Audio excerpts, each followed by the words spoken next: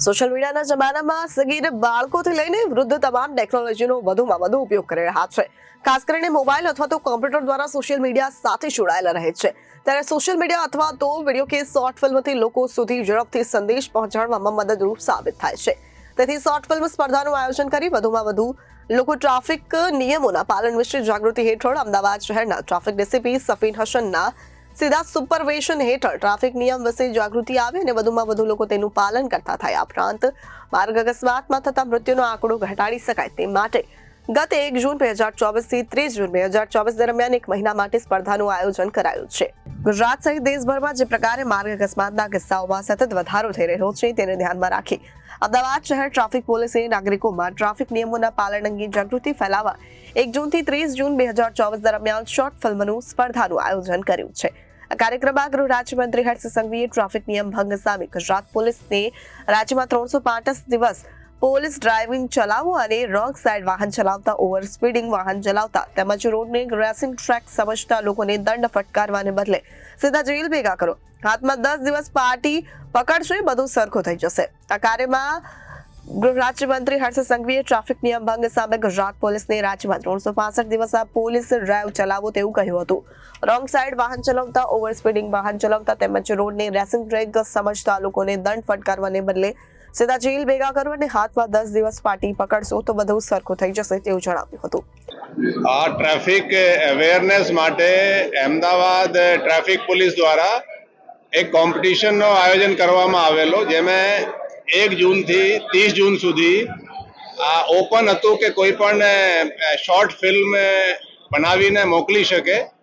એના પછી બહુ એક્સપર્ટ જ્યુરીઝ દ્વારા એ જો ટોટલ મૂવીઝ આવી 458 મૂવીઝ જે શોર્ટ ફિલ્મ હતી એ આપણને મળી હતી.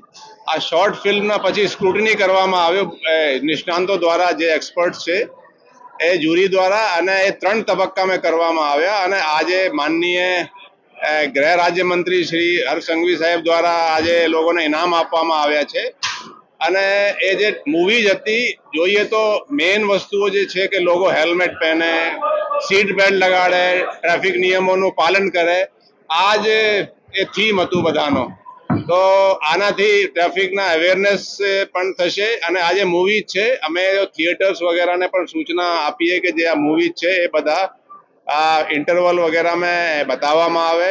સોશિયલ મીડિયામાં પણ આ મૂવીઝ જે સિલેક્ટ થઈ છે, જે ટોપ મૂવીઝ જે છે, જે શોર્ટ ફિલ્મ છે, એને આપણે સોશિયલ મીડિયામાં પણ આપણે બતાવવામાં આવશે.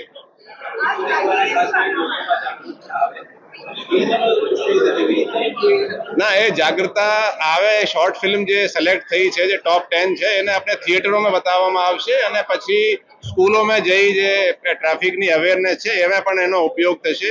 સોશિયલ મીડિયામાં બતાવવામાં આવશે અને અપેક્ષા છે કે લોકો ટ્રાફિકના નિયમોનું ખૂબ પાલન કરશે. થોડી જોરથી બોલો. નહીં, જે ક્રાઇટેરિયા હતા, જે ટ્રાફિકના નિયમો અંગેના જ ક્રાઇટેરિયા હતા. જ્યુરીને જે લાગે, જે એક્સપર્ટને લાગે કે લોકોને એનાથી અવેરનેસ થાય, લોકો એનાથી જાગૃત થાય અને પાલન કરે છે ટ્રાફિકના નિયમો, આ મેઇન હેતુ હતા.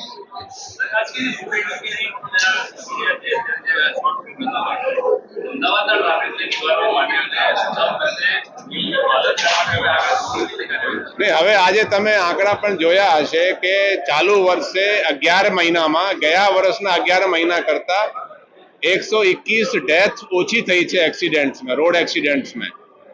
આ જે છે પોલીસ જે ઓવર સ્પીડિંગના જે કાર્યવાહી ખાસ કરીને કરે છે કે તમે એસી હાઈવે ઉપર કોઈનો એક વખત ઓવર સ્પીડિંગના ચાલાન થઈ જાય પછી એ બાકી દિવસો આ રોડ ઉપર સ્પીડ ઓછી રાખશે. તો જુઓ તો આનો એક્સિડન્ટ થાય પણ એને ડેથ નહીં થાય, ફ્રેક્ચર કે એવું થાય. તમે જોયા હશો કે ફ્રેક્ચરની થોડા આંકડા 51 વધ્યા છે પણ ડેથ 121 ઓછી થઈ છે. અને એ રીતે જ આપણે હેલ્મેટના પણ ખાસા કેસો કર્યા છે. પહેલા કદાચ વગર હેલ્મેટ લોકોના એક્સિડન્ટ થાય તો ડેથ થતી હશે, એટલે આ વખતે જુઓ તો ડેથ બહુ ઓછી થઈ છે.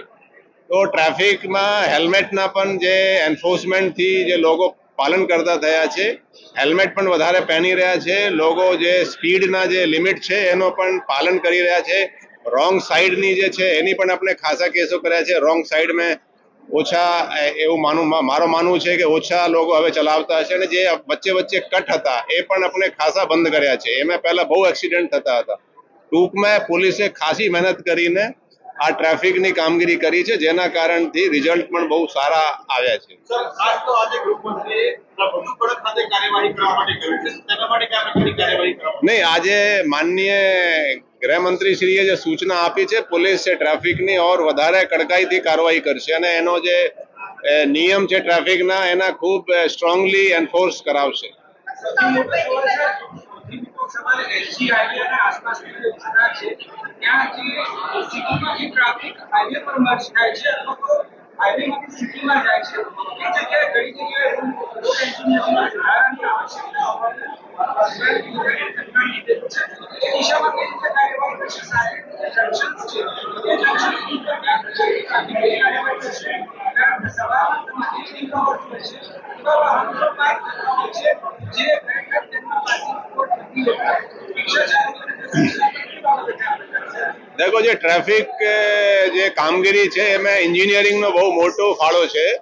એટલે જે કામગીરી છે ટ્રાફિક પોલીસથી આપણે સૂચન આપીએ અમદાવાદ મ્યુનિસિપલ કોર્પોરેશનને, એના દ્વારા આ કામગીરી કરવામાં આવે છે. તો એના સંકલન આપણા બહુ સારા છે ટ્રાફિક સાથે કોર્ડિનેશન, અને જેટલા આપણે સૂચન કરીએ એ લોકો ઝડપથી અમે કાર્યવાહી કરે છે. એના ખાસા આપણે રિઝલ્ટ જોવા મળ્યા છે.